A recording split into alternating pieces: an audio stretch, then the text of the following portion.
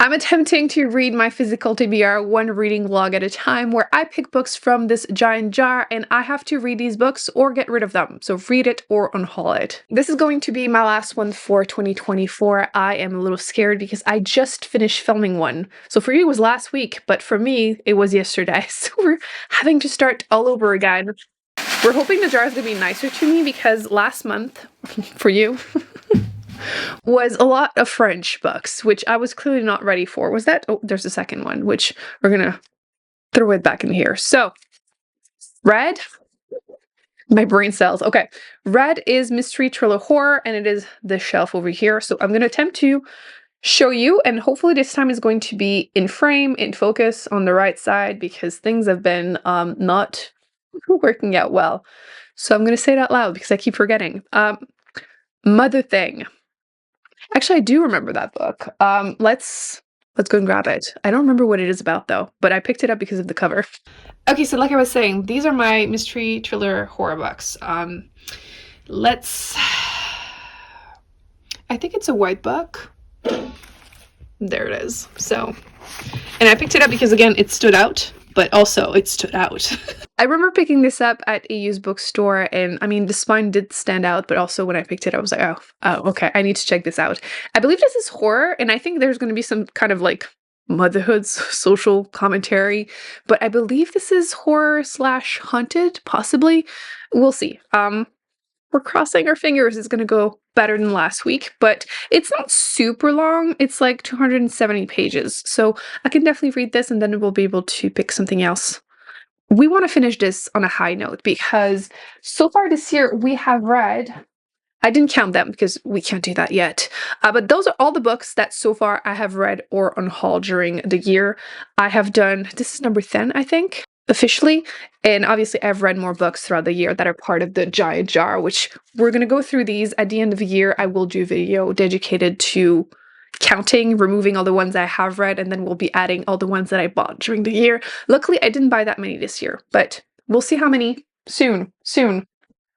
Let's try to add a couple. So this is the first one. I'll update you throughout the week, but I think this should go okay. Can't be worse than last week. I probably shouldn't have said that. Okay, quick update. I made it to page 98, so chapter 11 in the book, and I kind of finally know what the book is about, at least so far. So you follow the main character. She's a woman, and she's in a relationship with this man, and they had to move into the house of his mother because she was not doing well mentally, and unfortunately she ends her life basically at the beginning of the book. Did I say boyfriend? I mean husband. And obviously he's not doing well, the grief, but also possibly mentally having some issues, but they may or may not be haunted by his mother. Yeah. So the writing style is not what I'm used to. I'm not saying I don't like it, but there are like scenes that are almost like plays, at least in her head. And it feels almost a bit like stream of consciousness, but again, not in a bad way. It's just different from what I'm used to. And I'm curious to see if she's also losing it because she seems a little unstable too. They both seem to have interesting past.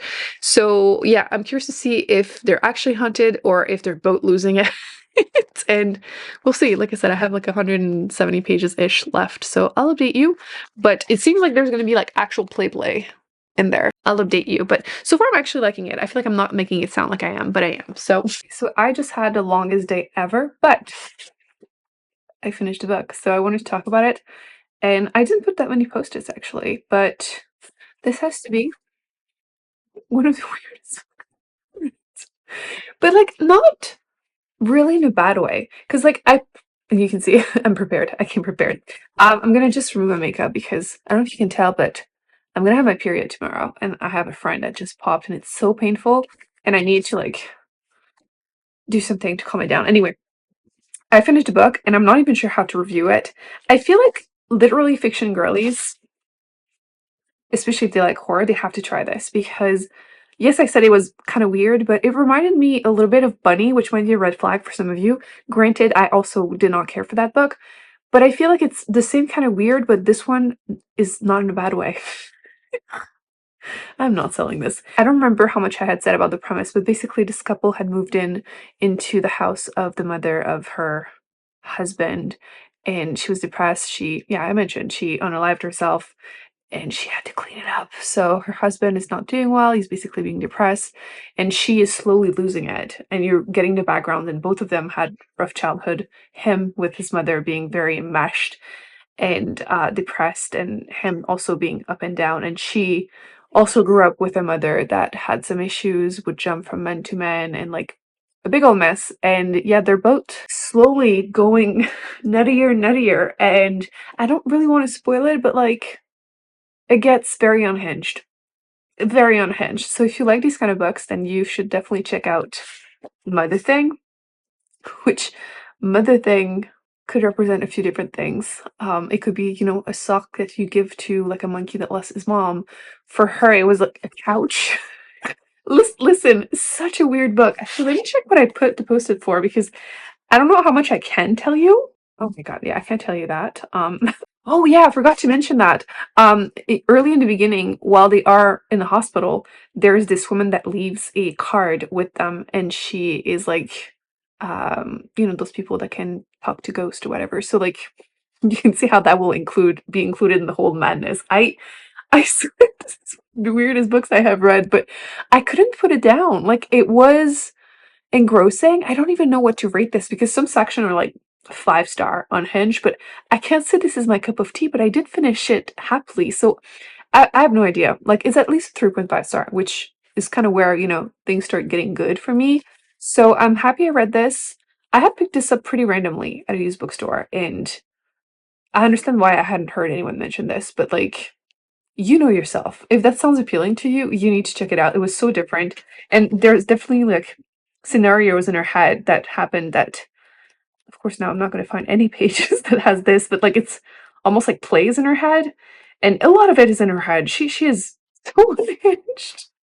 Like she works, how would you call that? Like a CNA kind of? She's taking care of this old woman, well, a bunch of them, but she's obsessed with that one specifically. Like she's just enmeshing with random people, as you know, she didn't have a great relationship with her mom. Like it's, but like there are some deeper messages. I did enjoy myself. So we're gonna have to pick another one. Let me just free my skin from the foundation. Especially, I want to see. I mean, from afar, I mean, I'm shiny because it's the end of the day and I'm getting oily, right? But like, if it was matte, makeup is so nice. Let's. Oh, it's so painful. Oh my gosh. Oh, it's not too red at least. Not that it really matters because I'm going to bed, but when they're not red, they're easier to hide. I always recommend doing like a really hot washcloth, not super hot, but hot, to just calm it down. And then we're gonna do, which one is that? This is the, yeah, Scintilla Asiatica. It's calming, so I do need the calming effect. So I'm gonna go wash my face, and we're gonna pick a book. Claudia loves to stare at me when I'm doing anything to my face in the bathroom. She sits on the top of the toilet just staring at me. Now she's at the door. Anyway, jar. I don't even know. What do I want to read? Be nice, jar. I mean, to be fair to jar, I did enjoy myself because it was unhinged. Green, okay. Green is fantasy, obviously. And I don't know if I'm gonna be able to show you on here. It's gonna be backward. Will it? I don't even know anymore. 2 point sales left. Oh, that's why. How big is it? That was my worry when I saw green, because like I have a huge reading block to do next week. So, but that's not too big. I'm gonna grab it and start reading it, and then I'll update you on how that's going, because I feel like a lot of YA fantasy, I've been pretty cutthroat with them, like getting rid of them. But I feel like I had heard good things, but it's been on my shelf for a long time. Okay, so as always, my 2 bookcases with my fantasy books and YA. There it is. Oop. Ta-da! I did not think this through, but I need to update you because, oh my god, I'm eating it because I'm only 20 pages into it and I almost cried. I was not expecting this because I've been DNFing, you know, a lot of YA fantasy, cleaning up my shelves, and I had forgotten this one. You know how it is, like you buy a book. This one actually was sent to me. I had bought the original cover, And then I was sent book 1 and book 2, and I just never got around to reading them. And I had seen them going around, but I didn't really remember if they were that beloved or not, because again, it's been years. And 20 pages in, I want to cry. I haven't felt like that in a while. The last book that really did that to me was Blood Over Bright Haven, which, by the way, is now available. It was originally self-published, and it was my best book of last year. Was picked up by a publisher, and now it's out. Please read this. It's going to be your favorite book of the year, guaranteed.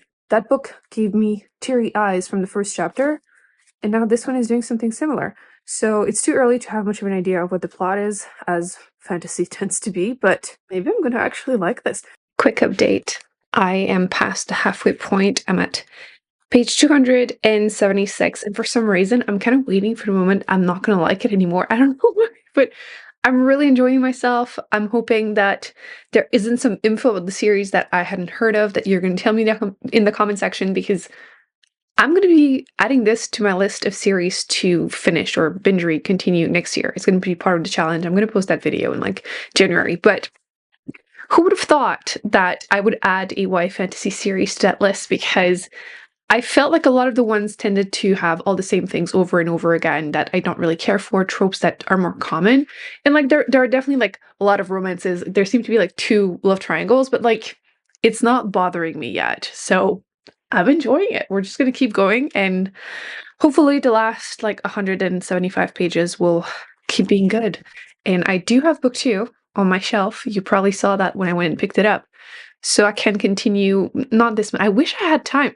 Again, who am I? But I wish I had time to read the second one, but I have too many things to do before the end of the month, so I'm not going to have time. But early on in 2025, I think I'm going to have to find an excuse to continue this. And if I enjoy book 2, I will have to get book 3. I missed that train when it was a big thing, but yeah, at least a 4 star so far.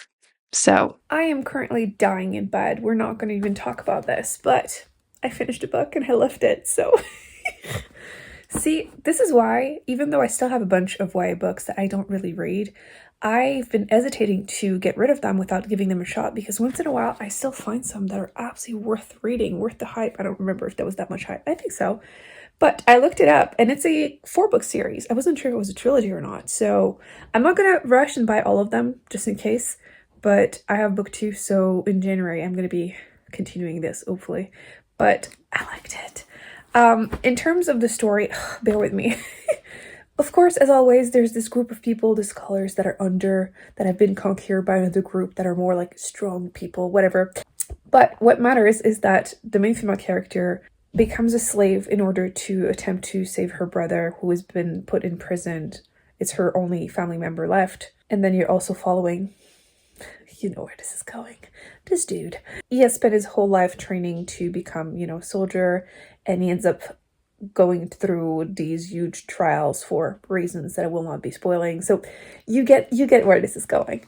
So I usually don't like insta love. I don't feel like, obviously their attraction was instant, but it didn't feel insta lovey. And like I had mentioned, there are definitely 2 love triangles. But again,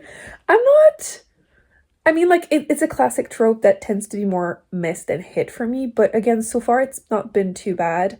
And I put a bunch of post-its.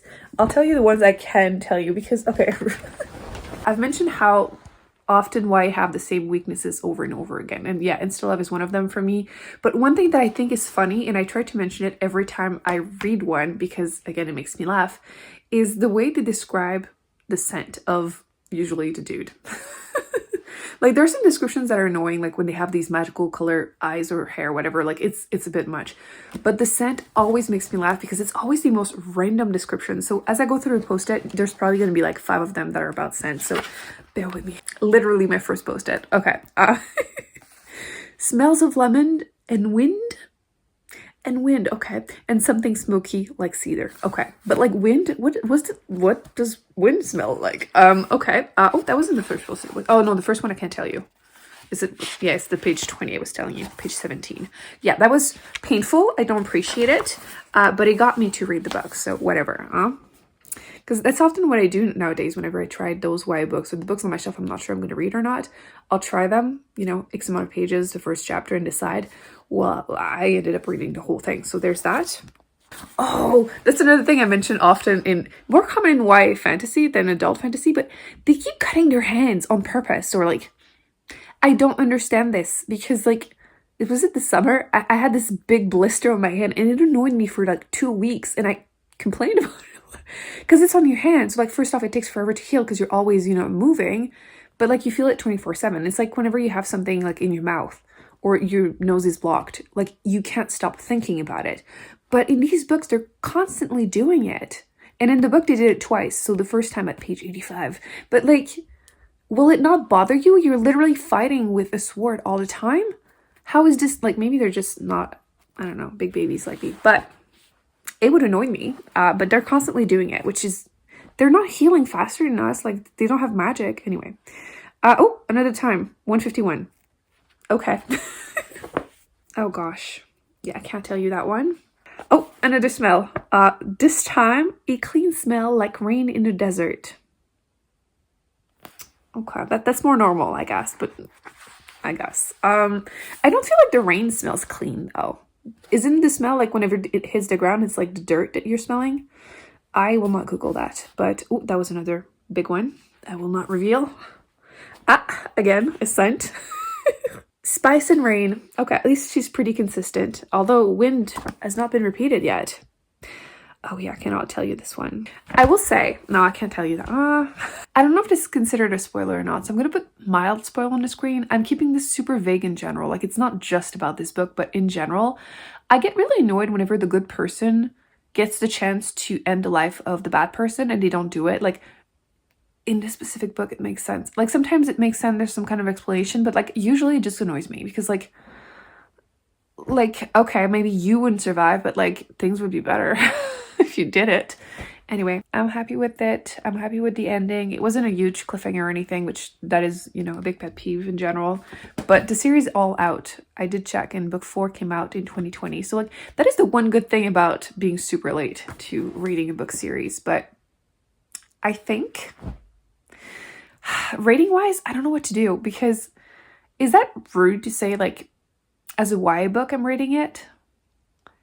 Because it was so much fun.